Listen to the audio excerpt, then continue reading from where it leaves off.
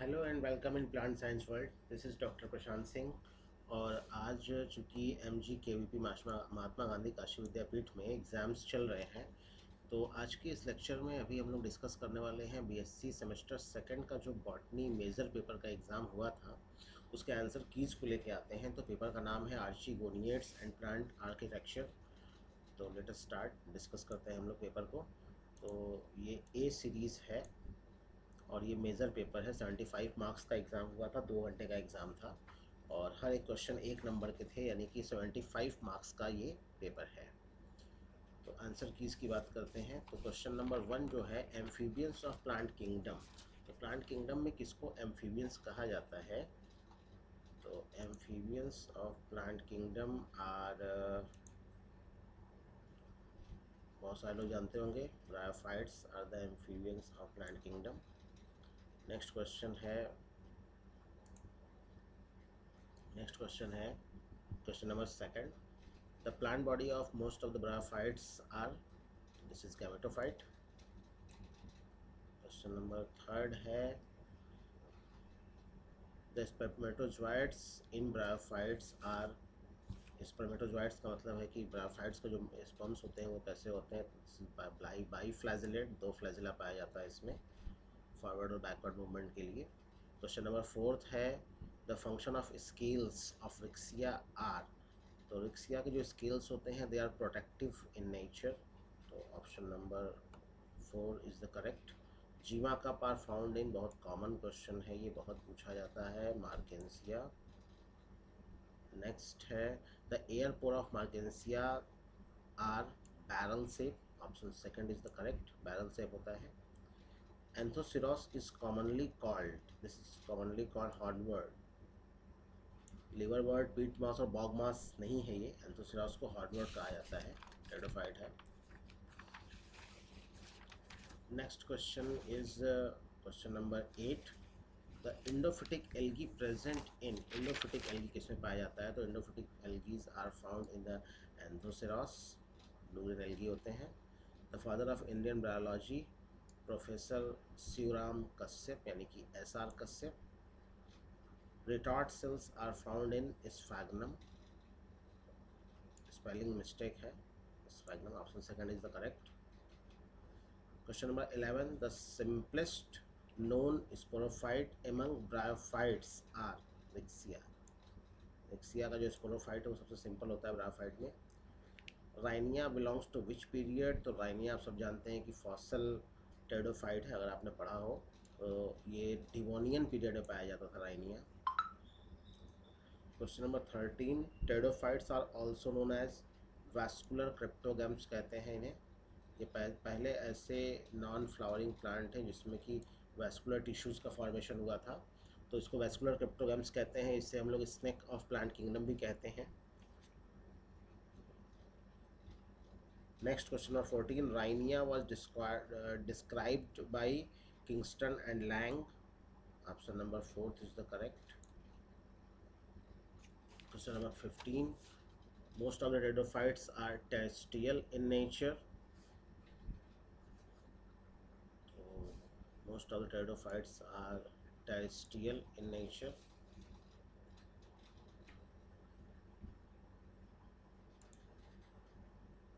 Next question, question number 16. Seed habits are originated in pteridophytes. pteridophytes में Selaginella जो है वहाँ से seed habit का origination हुआ है, Selaginella एक pteridophyte है। Question number 17. The phloem in pteridophytes lack. pteridophytes के phloem में क्या नहीं पाया जाता? तो इसमें कंपेनियन सेल्स नहीं पाए जाते, ऑप्शन 1 इज द करेक्ट। अभी मैं बात कर रहा था botanical snacks of plant kingdom, pteridophytes. Pteridophytes को वैस्कुलर क्रिप्टोगैम्स भी कहा जाता है और बॉटनिकल स्नैक्स भी कहा जाता है। Telome theory was proposed by Zimmermann, option 1 is the correct. Question number 20, spores of pteridophytes are diploid in nature. Question number 21, leaves of fern are covered by ramenta. Question number 22, in fern steel, steel की spelling गलत दी गई है यहाँ पे। तो fern में steel कैसा होता है, तो फर्न के स्टील कॉन्सेंट्रिक होते हैं, यानी कि जाइलम फ्लोएम दोनों का सेंटर एक ही होगा। The most primitive stelar organisation is haplostele. Stele को जनरली दो भाग में डिवाइड किया जाता है, प्रोटोस्टील और साइफोनोस्टील। प्रोटोस्टील को फर्दर डिवाइड किया जाता है हैप्लोस्टील, और बहुत सारे टाइप्स हैं। तो here the question number 23, the most primitive stele organisation is haplostele. Term gymnosperm was first of all used by Theophrastus. Option 3 is the correct. Question number 25, the character not found in the gymnosperm. Gymnosperm कौन सा character नहीं पाया जाता, तो gymnosperm do not produce fruit, उसमें fruit का formation नहीं होता है। नेक्स्ट है ड्रग इफेड्रीन इज ऑब्टेन्ड बाई, तो इफेड्रा एक जिम्नोस्पर्मिक प्लांट है जिससे कि ड्रग बनाई जाती है, ephedrine. Question number 27, fossil gymnosperm found in the order Ginkgoales. Ginkgoales में जिंगो बाइलोबा पाया जाता है, जिसको कि हम लोग लिविंग फॉसिल कहते हैं। Question number 28, the largest spermatozoids are found in Cycas. Cycas का स्पर्मेटोजॉइट सबसे बड़ा होता है, साइकस का ओव्यूल भी सबसे बड़ा होता है। क्वेश्चन नंबर 29, आर्चिगोनिएट्स इंक्लूड, मैंने बार बार बताया क्लास में अपने, आर्चिगोनिएट्स का मतलब plant which are having archegonium, तो they are bryophyte, pteridophytes and gymnosperm. Option number 3 is the correct.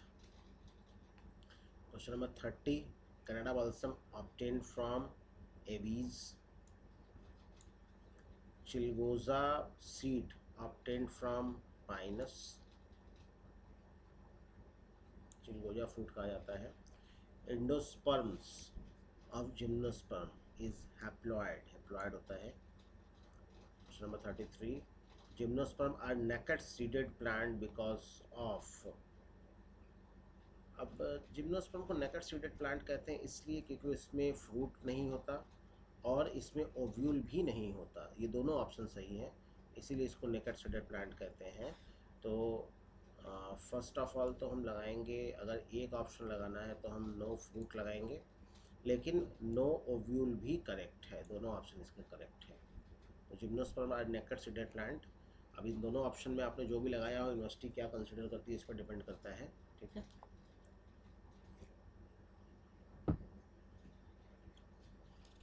Question number 34, hay fever is caused by, बड़ा फेमस क्वेश्चन है, हे फीवर क्यों होता है, कैसे होता है। तो hay fever are caused by the pollens of pinus, ये एक डिजीज़ है। मेडन हेयर फर्न किसे कहते हैं, बहुत पूछा जाता है, मेडन हेयर फर्न और मेडन हेयर ट्री। तो यहाँ क्वेश्चन पूछा गया है मेडन हेयर ट्री, तो मेडन हेयर ट्री कहते हैं गिंगो बाइलोबा को। Sago palm, sago palm is Cycas. winged pollen green are, yeah, winged seed are found in Pinus. Birbal Sahni institute of palaeobotany, इसका नाम चेंज हो चुका है, अब इसका नाम हो गया है Birbal Sahni institute of palaeoscience. This is located in Lucknow, BSIP। The gymnosperm set use to cure cancer, Taxus, Taxus baccata से टैक्सीम निकाला जाता है, जो कि एंटी कैंसरस होता है, कैंसर में इस्तेमाल करते हैं, टैक्सीम के नाम से बहुत सारी टैबलेट्स आती हैं। The father of Indian palaeobotany, professor Birbal Sahni. Palaeobotany is the study of living plants, fossil animal, fossil plant, तो fossil plant is the correct option. Which of the following is not the type of fossil? तो compression, impression और cast, ये तीनों fossil हैं, spider fossil नहीं है। Pseudo fossil, pseudo fossil, pseudo का मतलब ही होता है फॉल्स, तो not a true fossil, false fossil. The age of fossil is determined by carbon dating, option 4 is the correct. Luxuriant forest of gymnosperms are found in Devonian period, Devonian period में gymnosperm बहुत ज़्यादा dominate कर रहे थे, तो ये कहा जा सकता है कि जिम्नोस्पर्म के फॉसिल डिवोनियन पीरियड में पाए जाते हैं। नेक्स्ट है stromatolites are formed by the activity of cyanobacteria. Option 3 is the correct. Salkhan fossil park are located Salkhan fossil parks are known for, actually located निकल गया मुंह से, तो Salkhan fossil park located in Sonbhadra, मैं आपको बता दूं, और this is known for stromatolites. Question number 48, total root parasite. Total root parasite आपको ध्यान देना है इसमें कि ये रूट पूछ रहा है। अगर टोटल स्टेम पैरासाइट की बात करेंगे तो कस्कुटा है, और टोटल रूट पैरासाइट जो होता है वो रिफ्लेक्सिया होता है, रूट्स में पाए जाते हैं ये। In ginger plant underground stem is known as, बहुत सिंपल है, राइजोम कहते हैं जिंजर को। Next, modification of petiole into leaf like structure, this is called phyllode. Petiole modified हो जाएगा लीफ लाइक स्ट्रक्चर में। Adventitious root are developed from any other part except radicle, जो radicle से बनेगा वो टैप रूट होगा, main root होगा। Adventitious root are modified root, ठीक है। So this is developed from any other plant part. Next, potato is a modified stem, बहुत simple question है। Filament tissues are found in, filament tissues aerial रूप में पाए जाते हैं जो कि epiphytic plant में होता है, epiphytes में होता है ये। Inflorescence of sunflower head, option 1 is the correct. Formation of fruit without fertilization, that is called parthenocarpy, बिना फर्टिलाइजेशन के फ्रूट का फॉर्मेशन होता है, seedless fruit. Cladode is present in mango में, क्लैडोड होगा नहीं, ग्राफ्स में होगा नहीं, मेज में होगा नहीं, cladode are found in asparagus. Bisexual flower which are always remain closed, मैंने बताया क्लास में, ऐसा बाइसेक्सुअल फ्लावर जो हमेशा क्लोज रहे, सारे के सारे फ्लावर के ऑर्गन्स जो होते हैं एंडोसियम गाइनोसियम उसके पेटल्स के अंदर पाए जाते हैं, तो that is called Clistogamous flower.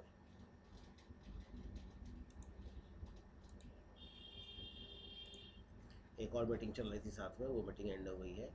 तो question number 58, question number 58, pneumatophores are respiratory roots.